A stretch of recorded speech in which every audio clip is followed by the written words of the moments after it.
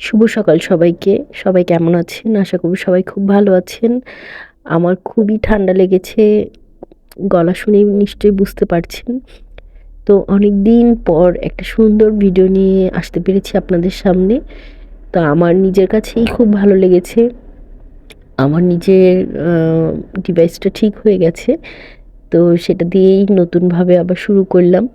তো আজকে আসলে আমি না কখনো পেইন্টিং করিনি বা আমি কখনো ড্রয়িং শিখিনি। কিন্তু সেই আমি যখন এত সুন্দর একটা কাজ করে ফেলি, মানে নিজের মনের মতো একটা কাজ করে ফেলি, তখন কিন্তু নিজের কাছেই অনেক বেশি ভালো লাগে।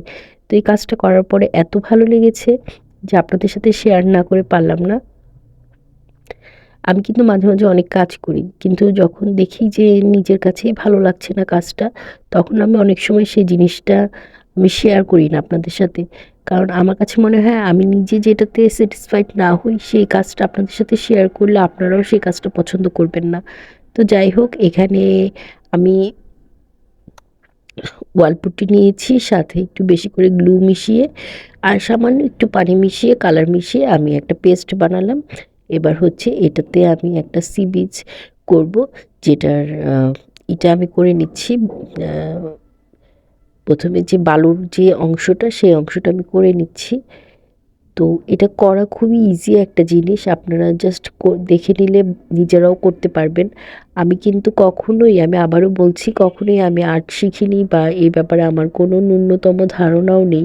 কিন্তু সেখান থেকে আমিও কিন্তু দেখে দেখে শিখেছি।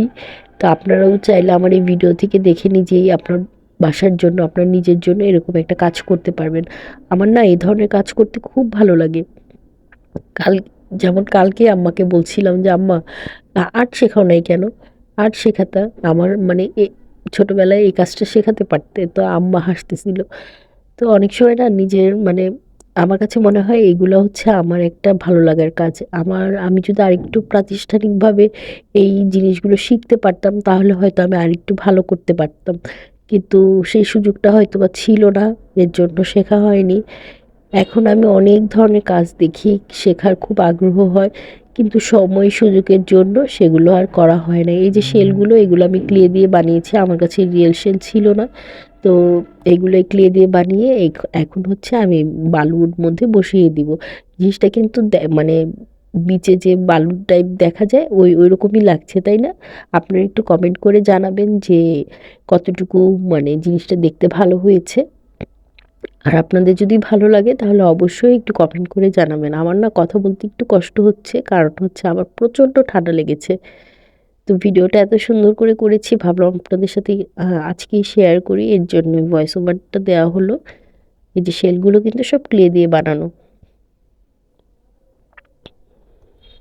আরেকটু আরেকটু সময় নিয়ে করলে আর কিছু মানে শেল বানানো যেত। কিন্তু পরে হয়েছে যে তাড়াতাড়ি করে একটু শেয়ার করি আপনাদের সাথে, পেজের অবস্থাটাও ভালো না। কারণ হচ্ছে মাঝখানে আমি অনেকদিন ভিডিও দেইনি। সে কারণে হচ্ছে রিচ একদম ডাউন হয়ে গিয়েছে। তো আপনারা যদি, আপনাদের কাছে এই ভিডিওটা ভালো লাগে, অবশ্যই বলবো একটু কমেন্ট করে জানাবেন। কারণ হচ্ছে আপনারা যদি কমেন্ট না করেন তাহলে এই পেজটা আবার উঠতে অনেক সময় লাগবে। মাঝখানে কিন্তু অনেক ভালো রিচ হয়েছিল। এখন আবার একদম ডাউন হয়ে গিয়েছে। তো এখন আমি হচ্ছে সমুদ্রের যে রঙটা, সেই রঙটা আমি ফার্স্ট একটু হালকা কালারের মধ্যে ব্লু কালারটা দিয়ে নিব, স্কাই ব্লু যেটা, সেটা একটু হালকা করে দিয়ে নিব।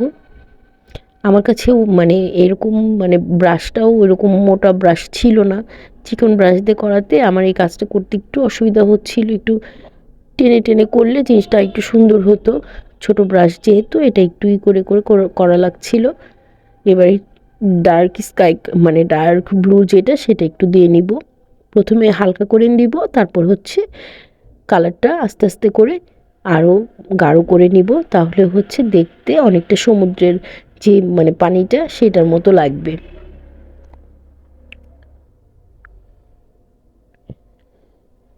একটু ভিজিয়ে ভিজিয়ে আমি করে নিচ্ছিলাম ব্রাশটা, যাতে করে একটু তাড়াতাড়ি করা যায়। এবার আবার একটু টাইলস পুট্টি আমি হচ্ছে গ্লু দিয়ে আর সামান্য অল্প একটু পানি দিয়ে মিশিয়ে নিব ওয়েভগুলো দেওয়ার জন্য। এই জিনিসটা না, পেস্টটা খুব ভালো মতো আপনাকে মসৃণ করে পেস্ট করে নিতে হবে। তাড়াহুড়া করা যাবে না, এটা আস্তে আস্তে ভালো মতো গুলিয়ে একদম সুন্দর একটা পেস্ট করে নিতে হবে যাতে জিনিসটা একদম মসৃণ হয়। আর গ্লুটা একটু বেশি দিবেন, তাহলে হবে কি জিনিসটা ভেঙে যাবে না। আপনারা চাইলে এই পেস্ট দিয়ে টেক্সচার আর্টও করে নিতে পারবেন। এবার আমি একটা পাইপিং ব্যাগে ভরে নিলাম। এবার ওয়েভগুলো দিয়ে নিব। ফার্স্টে এরকম করে আমি করে নিচ্ছি। এবার একটা ব্রাশ দিয়ে, ফ্ল্যাট ব্রাশ দিয়ে আমি এটা টেনে টেনে দিব।